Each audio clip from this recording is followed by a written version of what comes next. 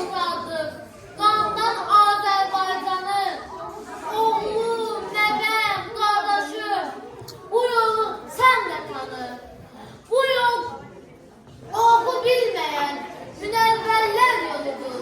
Bu yol şəhə gedir, bu yol zəfər yoludur. 30 illik həsrəti 44 gündə dağdan. Ey qəhrəman qazilər, sən hər an can qurban. Bu yolda şəhidləri unutmarıq bizdən. Bu yol dərsiz qəhrəman, igid əskər yoludur. Bu yol şəhər gedir, bu yol zəfər yoludur. Ədalətlə şükür, ey qoca gülü dünya.